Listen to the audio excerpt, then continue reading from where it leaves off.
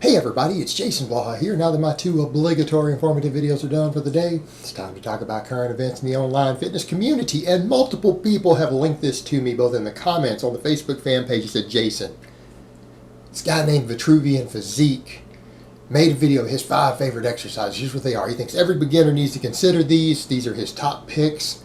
Could you tear it apart? Well, I'm not going to fully tear it apart. He actually was right on a lot of points. So I'm not really going to rip this guy the way that I rip a lot of people. I don't agree with everything he said, but he actually made some pretty good points for some of his choices. So let me put on my +5 out of weaponsmithing. Work on skilling up my crafting a little bit, and let's talk about this. Now, always comes up because people are going to ask, Jason, do you think he's a fake natty? I don't know if he even claims natty. I don't know what all he competes in. I saw that he did a powerlifting meet. I don't know what he competes in. I don't know if he's drug tested. I don't know if he's not. I don't know if he claims natty. I don't know if he doesn't. Right? Also, I don't know if he sells supplements or not. You guys know how I feel about people selling supplements. I'm against that. But I don't know any of that. So all I'm going to do is be able to assess this video in context. Now, in the context of this video, having seen the guy, seeing an idea of what he lifts, his overall size, estimates, where he's at, the amount of time he's been training. If someone says, could he be where he is completely natural? Like, oh yeah, absolutely. Absolutely, no doubt about it. There's nothing about this guy that screams to me, I'm on a bunch trend, right? I don't necessarily see that here. I don't see it. Now, does that mean he's natty? No, there's plenty of guys who use plenty of gear who are less impressive than he is in terms of size, strength, everything else. That's really common. Again, go to the average gym and start really asking around what people use. You'd be surprised. But there's that factor, and then there's, of course, the factor that he's a YouTuber. And what do I always say? Most fitness YouTubers are going to use a little bit of something. They're going to, because it affects their income. Now, there are obviously exceptions, but the point comes over to if this guy, if I were to see him lifting what he lifts and sees how he looks and started up a conversation with him, and the topic came up and he said he doesn't use gear, would I probably believe him? Yeah, I'd give him the benefit of the doubt. You know, I'd give him the benefit of the doubt. Now, is the guy pretty strong? Yeah, he's decently strong. Is he in shape? Yeah, he seems to be in good shape. Does he seem healthy and fit? Yeah, absolutely. I mean, the guy, at least he clearly has some idea of what he's talking about. He clearly is decently strong and pretty good shape. You know, there's nothing to suggest otherwise. I don't see him spouting a bunch of really ignorant stuff in the video. So, you know, let's get on to his choices. And even the strength thing, you know, people, what do I always tell people? What do I think is a realistic strength standard for lifetime natties for healthy young men? I tell guys you need to be able to get to a 200 press, and for those who don't know, that's an overhead press, 300 bench, 400 squat, 500 deadlift. I consider that to be baseline strength. I think anybody, with exceptions, there are exceptions, the vast majority, let's say that. Right? The vast majority of you should be able to get to those numbers, and that's considered an acceptable strength base. If you've been training for a few years or longer, if you've been training hard, training right, you've put on a respectable amount of muscle, those are lifts that you should be at. Now, what 2 lifts did I see him demonstrate in this video? I saw him demonstrate a 425 squat, so we're over my 400 squat. I tell people he's past that by 25 pounds. So, all right, I see that and say, okay, reasonably strong dude, right? Reasonably strong guy. You can't hate on that. Can't hate on that. Well, I mean, you can, but it'd be stupid to hate on that. What about the bench? Well, I saw him incline. He did 225 for some reps. I didn't remember counting how many reps, but I know he did reps, 2 or 3 at least.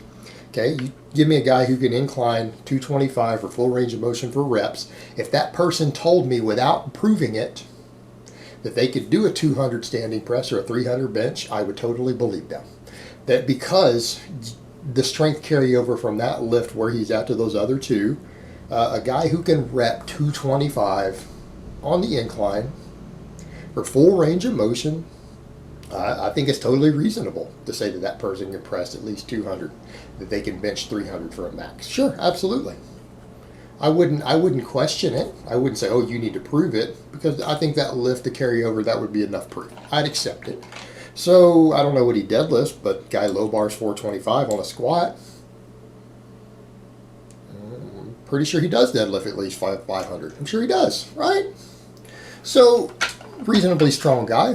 Can't hate on that. got a decent amount of size. He's not big, but he's got a decent amount of size, and he's in shape. So what did he break down? Let's go to his number 2 exercise first, because he started off really strong with these first two.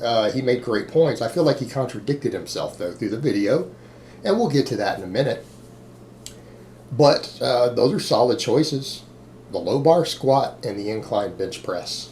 Hell, a person could just do those 2 exercises by themselves, get really strong at them, and put on a respectable amount of muscle, couldn't you? Now, I would never recommend that anybody only do 2 exercises. Hell, I don't know that I'd really recommend only 5, at least for the entirety of your training career. I wouldn't do that. But, you know, his first 2 are real solid. You know, could a person build 80% or more of the possible muscle that their frame would ever hold with those 2 exercises alone? I think that they could. Now, they wouldn't get that last 20%. But they could build at least 80% of the muscle that their frame is even physically capable of holding with nothing more than those 2 exercises. Low bar squat, I agree with him. He says the king of all exercises. It will put more muscle on you than just about any other exercise. I agree. The guy saying that right there, as far as me saying is he right or wrong, we're on the same page right there.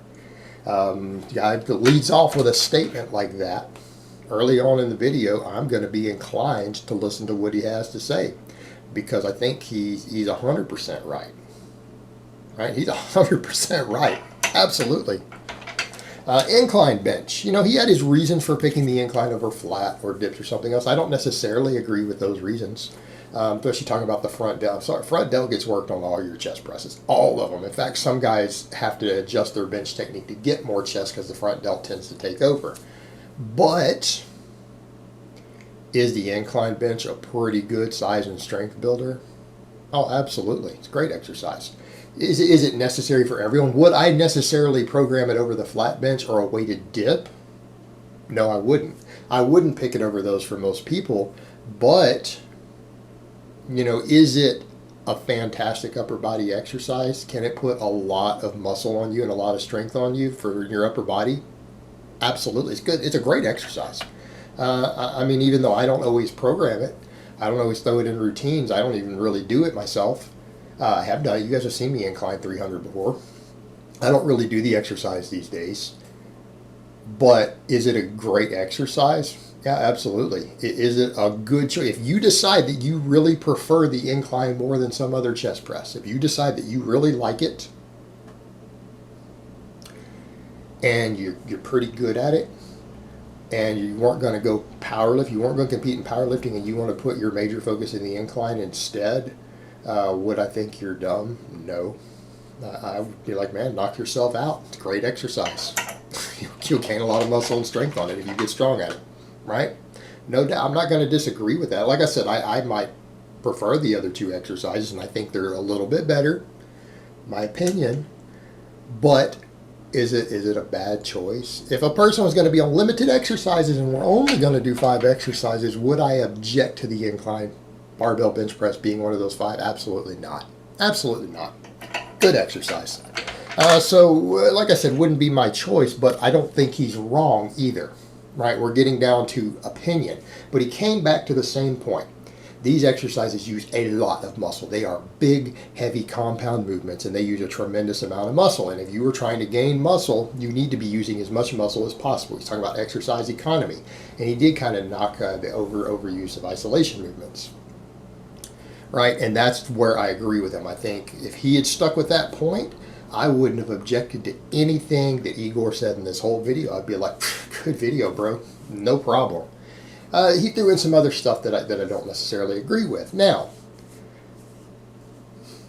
let's be fair. In the context of it, he looks like he's one of those guys that struggles with things like his chest a little bit, right? So that does influence. I think that influences choices.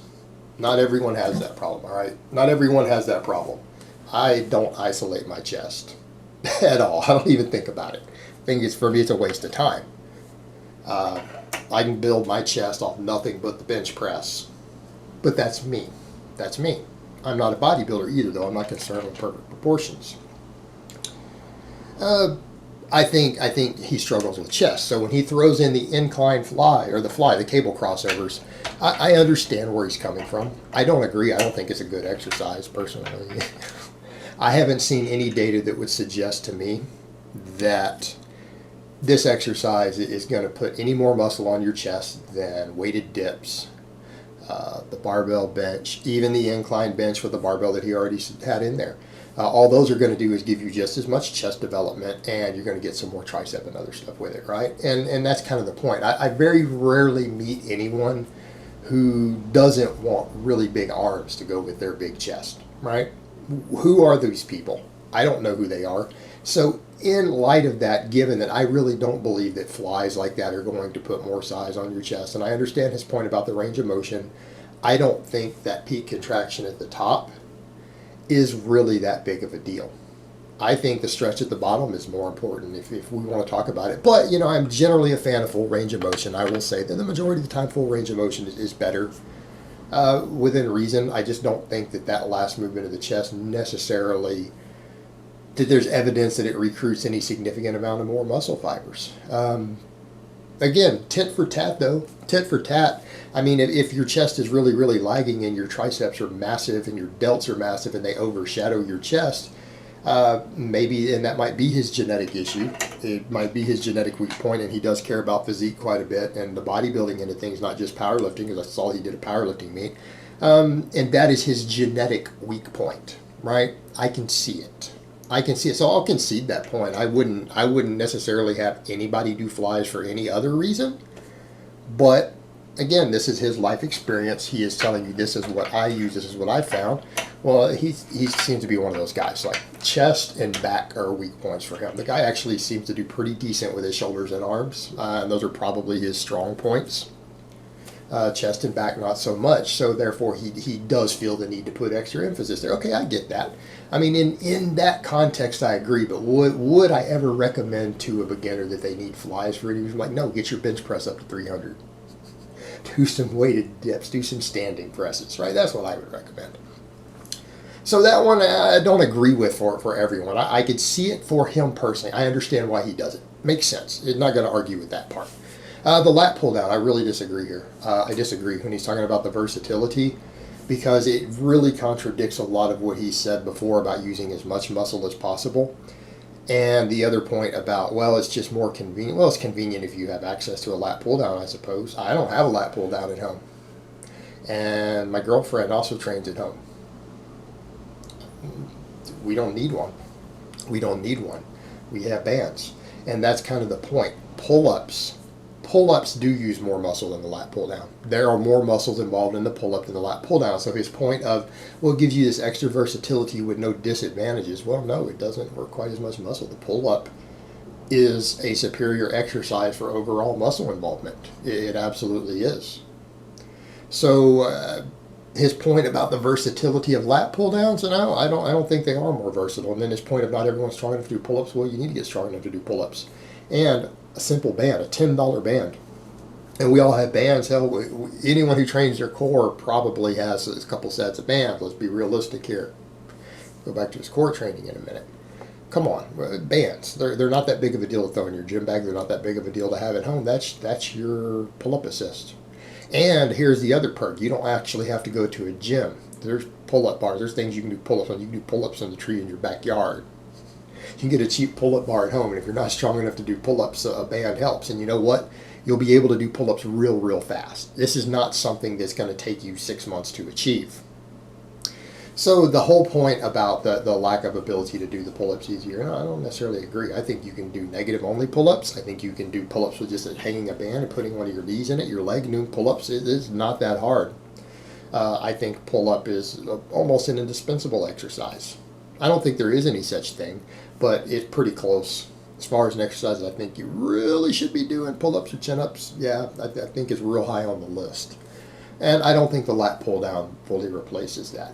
And at the same point, again, he's saying, well, all the equipment, really, just a belt. That belt doesn't weigh that much. Again, I've got one. I do weighted pull-ups and dips right now at home 5 days a week on camera. And I do both of these weighted. That's a cheap piece of equipment. I think that piece of equipment gives you more versatility than that lat pull down machine does. That ability to weight all your body weight exercises. Come on. Igor, I'm going to flat disagree with you on that one. But, my opinion, take it for what it's worth. But let's go back to his other points. If he is correct that you want to stick with the exercises that recruit the most muscle mass, like he said for the incline bench, like he said for specifically even why he chose the low bar squat over the high bar squat, right? Then you need to pick the pull up over the lat pull down. If you want that philosophy to be consistent, because he really hammered that home earlier in the video, right? He hammered that home. He was spot on. He deviated right there with the lat pull. No, the pull up, man, it's a better exercise. For the same reasons you talked about the low bar versus the high bar, think about the pull up versus the lat pull down, right? In that context. And kind of, we could say the same thing with the flies, but I get it. That's his weak point. Chest is probably been a problem for him, and therefore he feels that need. That part I get. I don't agree on the lat pull down. I think those others are kind of cop-outs to remove a more useful exercise. It's just my opinion. The last one, and I'm going to disagree, and I'm not saying some core work's not a good idea, but his whole thing of the need to raise the legs and do the hanging leg raises and alternating stuff, you're already doing low bar squat, man. You do know that the leg raise doesn't work the lower abs more than any of your other crunches do. It really doesn't. And he's mentioned the point of, a lot of guys, they really struggle with that. No, guys, you struggle to get lean enough to see them. Because let's be honest here. And I'm speaking to somebody who doesn't get ripped. Speaking to someone you don't see ripped. You guys have never seen me ripped. It's hard to get lean enough to see those. It's not a development issue. It's a body fat issue. Guys who don't have those really fantastic, that lower ab down there, it's not because of the development of the muscle. You're doing heavy squats and even crunches and everything else. That muscle is developed. You're just too fat to see it. And that's realistic. And that's not a bad thing, guys. Because it may not even be healthy to get, for any extended period of time, to be lean enough to really see that. It's not a development issue. The leg raise, all you're doing is working more hip flexor. And let's kind of go back to that point, that he made. He made the point about all that weight load on. You got to be working all those muscles in that low bar squat. The low bar squat is a very hip flexor dominant. Those hips are working. Your hips, which is the only other muscle you're really adding with that leg raise, because it doesn't actually work your abs better. The only other muscle you're adding in is work tremendously on the low bar squat already. And I'm not saying it's a bad choice for ab exercises. It's not. It's not a bad choice. Not a bad core exercise at all, is it? Right? I just think the point of thinking that it's doing more than these other crunches, I don't necessarily agree. I think standing band crunches, if I had to narrow it down, someone said, what would you recommend to someone who wants to work on abs? They just want to add their first supplemental lift in, right? Assuming they need one, they feel that they need a supplemental exercise for their abdominals to work their entire abdominal, top to bottom. First thing I would recommend is like a standing crunch with a band. Same thing, we just talked about the bands. Kind of come back to that point, it's a good idea to have a set of bands. Be a real good idea. I consider that more important than half the crap that people have in their gym bag. That's more important than having that post-workout shake. I consider that a more valuable use of your gym bag space. Have that band, those couple sets of bands. Now you can use them for your standing crunches. I think that's better, and I think it's going to give better carryover to things like your squats. I think it's better specificity. It's going to help you. If your abs are a weak point, you feel that they really are, well, that means things like your squats and stuff are going to suffer also, because if your squats are strong enough, your abs are strong, your core is strong. So you feel that you need a supplemental lift. I think that's going to give better specificity of carryover, and then in turn helps you get stronger at things like the squat and other stuff. It removes a possible weak link. If you feel that's a weak link, then guess what? You're going to get bigger in general, right? I would lean in that direction, but do I want to throw in there that I think that's a bad exercise? No. I mean, if you're going to do some core work, I don't think that's a bad choice. Just wouldn't be what I would recommend. So overall, people would say, what's your assessment of the video? I obviously disagree with some points he made, but was his overall philosophy pretty sound? Yeah, it was pretty sound. Does he have the muscle mass and the strength and stuff to kind of back up his statements in addition to the logic? Yeah, I would say he does. I would say he does. So I don't really disagree with the video. You know, a lot of people was like, man, you need to rip on this. Well, I mean, he actually had some good stuff to say in there. I rip a lot of people really bad. I don't think this video was worth me actually ripping apart, right, the way that I will some people, because it really wasn't a bad video. I disagree with some points, but he had some very, very good points in philosophy in there also. If he had stayed more consistent with that same philosophy, my opinion is it would have been a better video. But that's just my opinion. Take it or leave it. All right, guys, but that's really all I have to say on that today. I hope it's been informative, and I will talk to you guys next time.